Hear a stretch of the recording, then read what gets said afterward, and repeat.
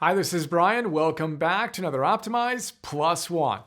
In our last Plus One, we talked about the nice little argument Alexandra and I got into right after getting a nice little note from a fellow optimizer about how much she admired our relationship.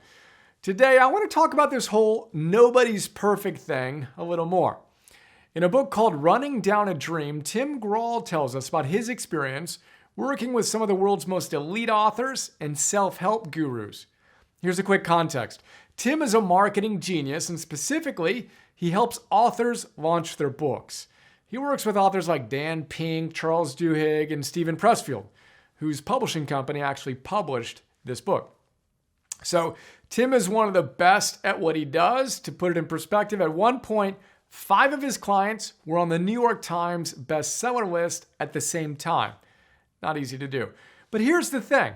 He tells us that one of the biggest lessons he's learned over the years is just how much these luminaries edit their lives.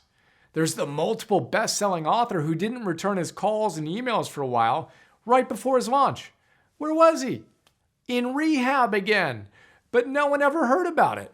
Then there's the author who doesn't say anything about his divorce, and the one who doesn't say anything about that flaw, and that one who...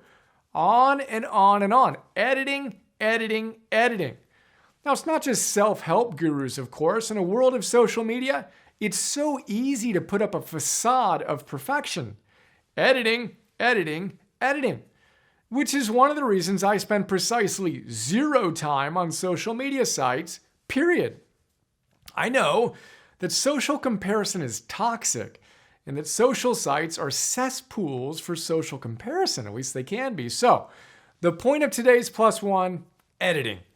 Are you editing your life to try to come across perfectly? How would it feel if you relaxed on the selfies at the perfect angle just a tad and allowed yourself to enjoy the moment in all its imperfection? And can you see just how hard everyone else is constantly editing their lives? And if you feel so bold, perhaps spend just a little less time on Instagram and Facebook and wherever else all the cool kids are showing their best selves off these days. This wisdom from Sonia Lyubomirsky's The How of Happiness is always worth keeping in mind. She tells us, quote, "You can't be envious and happy at the same time. People who pay too much attention to social comparisons find themselves chronically vulnerable, threatened, and insecure." And she says, again, I quote, "The happier the person, the less attention she pays to how others around her are doing."